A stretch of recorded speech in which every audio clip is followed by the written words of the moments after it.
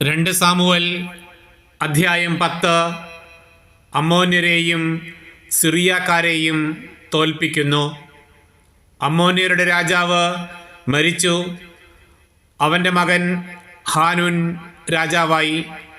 അപ്പോൾ ദാവീദ് പറഞ്ഞു, നാഹാഷ് എന്നോട് കാണിച്ചതുപോലെ അവൻ്റെ മകൻ ഹാനൂനോട് ഞാനും ദയ കാണിക്കും. പിതാവിൻ്റെ മരണത്തിൽ അനുശോചനമറിയിക്കാൻ ദാവീദ് ഒരു സംഘം ദൂതന്മാരെ ഹാനൂൻ്റെ അടുത്തേക്ക് അയച്ചു. അവർ അമ്മോന്യരുടെ ദേശത്ത് എത്തി. എന്നാൽ അമ്മോന്യ പ്രഭുക്കന്മാർ രാജാവായ ഹാനൂനോട് പറഞ്ഞു, നിന്നെ ആശ്വസിപ്പിക്കാൻ ദാവീദ് ദൂതന്മാരെ അയച്ചത് നിന്റെ പിതാവിനോടുള്ള ബഹുമാനം കൊണ്ടാണെന്ന് നീ വിശ്വസിക്കുന്നുവോ? അവർ ഒറ്റുകാരാണ്. നഗരം നശിപ്പിക്കാനുള്ള മാർഗം അറിയാനാണ് അവൻ അവരെ അയച്ചിരിക്കുന്നത്. ഹാനൂൻ ദാവീദിൻ്റെ ഭൃത്യന്മാരെ പിടിച്ച് അവരുടെ താടി പകുതി വീതം ക്ഷൗരം ചെയ്യിച്ചും വസ്ത്രം നടുവിൽ നിതംബം വരെ കീറിയും വിട്ടയച്ചു.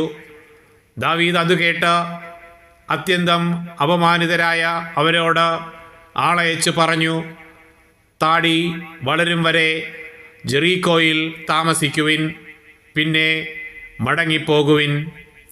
ദാവീദിൻ്റെ ശത്രുത സമ്പാദിച്ചുവെന്ന് ഗ്രഹിച്ചപ്പോൾ അമ്മോന്യർ ബദ്രഹോബിലെയും സോബായിലെയും സിറിയക്കാരിൽ നിന്ന് 20,000 കാലാൾപ്പടയെയും 1000 പേരോടുകൂടെ മാഘാരാജാവിനെയും തോബിൽ നിന്ന് 12,000 പേരെയും കൂലിക്കെടുത്തു. അതുകേട്ട് ദാവീദ് യോവാബിനെ സകല വീരപടയാളികളുമായി അയച്ചു. അമ്മോന്യർ നഗരവാതിൽക്കൽ അണിനിരന്നു. സോബായിലെയും റഹോബിലെയും സിറിയക്കാരും തോബിലെയും മാഘായിലെയും പടയാളികളും വെളിമ്പ്രദേശത്ത് നിലയുറപ്പിച്ചു.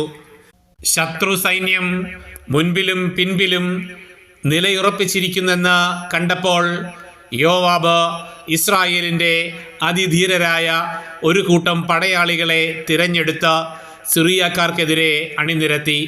ശേഷിച്ച സൈന്യത്തെ തൻ്റെ സഹോദരൻ അബിഷായിയുടെ ചുമതലയിൽ ഏൽപ്പിച്ചു. അബിഷായി അവരെ അമ്മോന്യർക്കെതിരെ അണിനിരത്തി.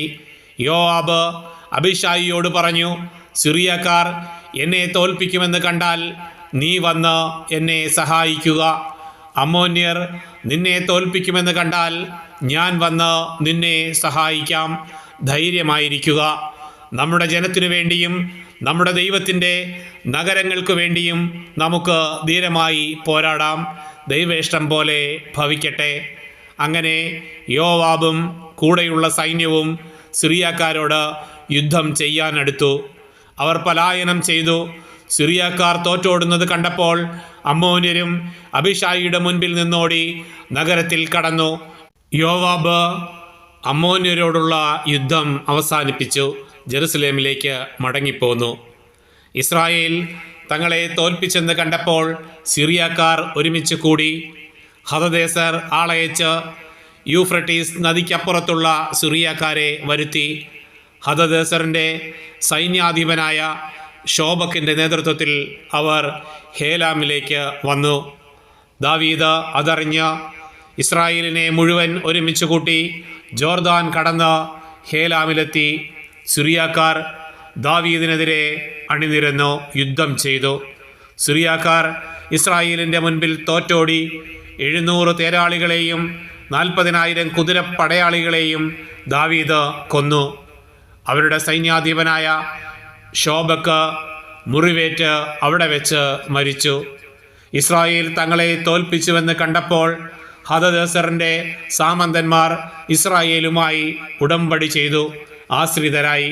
അതിനുശേഷം അമ്മോന്യരെ സഹായിക്കാൻ സിറിയക്കാർക്ക് ഭയമായി.